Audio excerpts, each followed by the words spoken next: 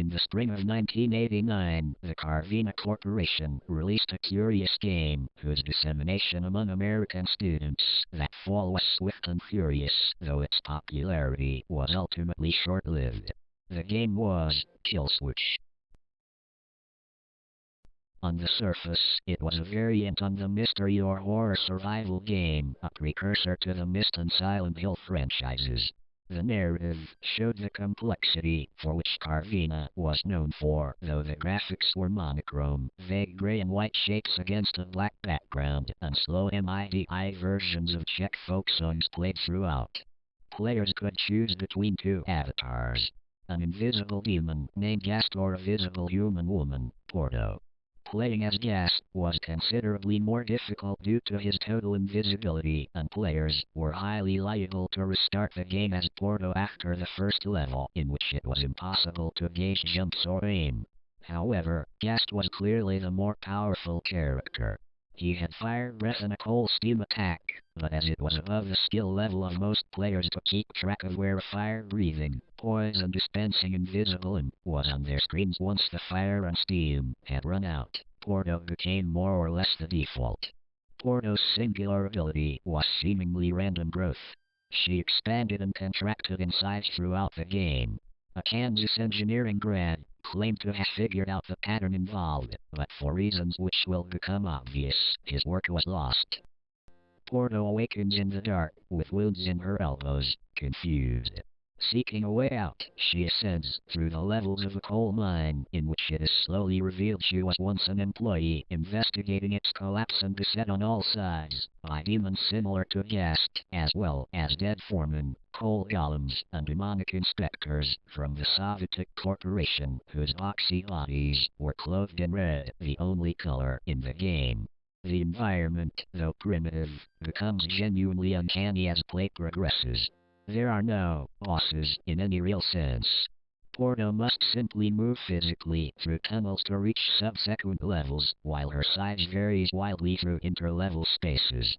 The story that emerges through Porto's discovery of magnetic tapes, files, mutilated factory workers who were once her friends, and deciphering an impressively complex code inscribed on a series of iron axes players must collect. This portion of the game was almost laughably complex, and defeated many players until Porto 881 posted the cipher to a Columbia VVS.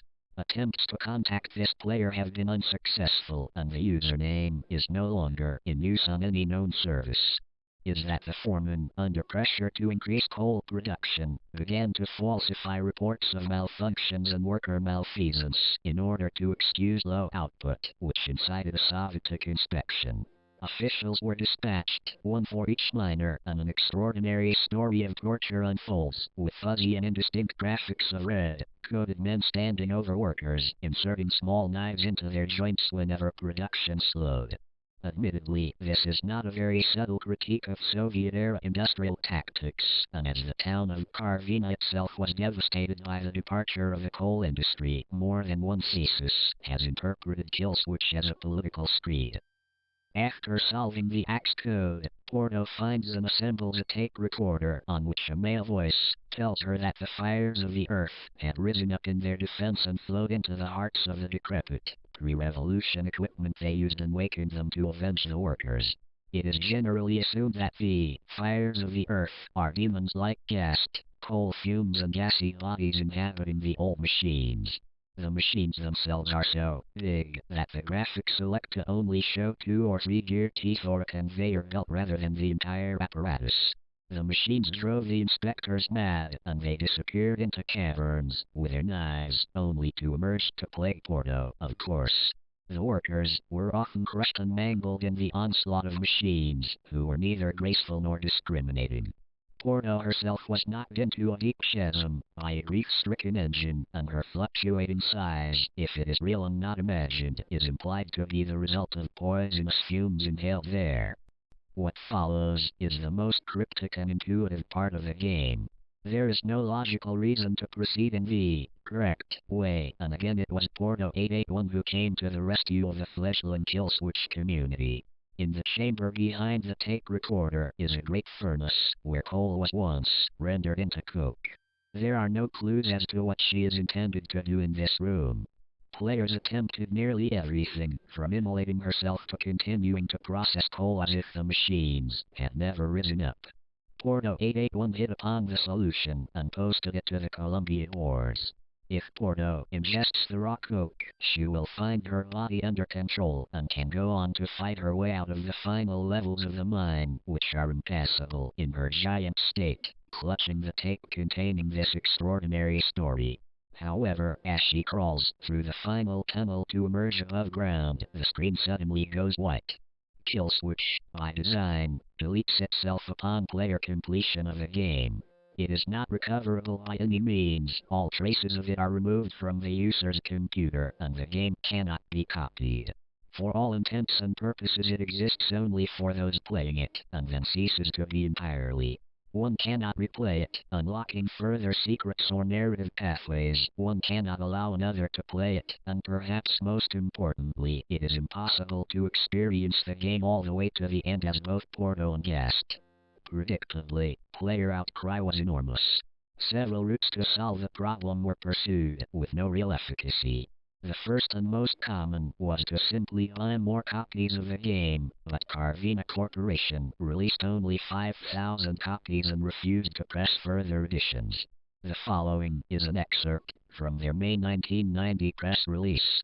Killswitch was designed to be a unique playing experience. Like reality, it is unrepeatable, unretrievable, and illogical. One might even say ineffable. Death is final. Death is complete. The fates of Porto and her beloved guest are as unknowable as our own. It is the desire of the Carvina Corporation that this be so, and we ask our customers to respect that desire. Rest assured, Carvina will continue to provide the highest quality of games to the West, and that Killswitch is merely one among our many wonders. This did not have the intended effect. The word beloved piqued the interest of committed, even obsessive players, as guest is not present in any portion of Porto's narrative. A rush to find the remaining copies of the game ensued, with the intent of playing as guest and discovering the meaning of Carvina's cryptic word. The most popular theory was that guest would at some point become the fumes inhaled by Porto, changing her size and beginning her adventure. Some thought this was wishful thinking, that if only Guest's early levels were passable, one would somehow be able to play as both simultaneously. However, by this time, no further copies appeared to be available in retail outlets. Players who had not yet completed the game attempted Guest's levels frequently, but the difficulty of actually playing this enigmatic avatar persisted, and no player has ever claimed to have finished the game as Guest. One by one, the lure of Porto's lost, unearthly world drew them back to her, and one by one, they were compelled towards the finality of the vast white screen. To find any copy usable today is an almost unfathomably rare occurrence. A still shrink-wrapped copy was sold at an auction in 2005 for $733,000 to Yamamoto Ruchi of Tokyo. It is entirely possible that Yamamoto's is the last remaining copy of the game. Knowing this, Yamamoto had intended to open his plate to all enthusiasts, filming and uploading his progress. However, to date, the only film which has surfaced is a 1-minute and 45-second clip of a haggard Yamamoto at his computer, the avatar choice screen visible over his right shoulder. Yamamoto is crying.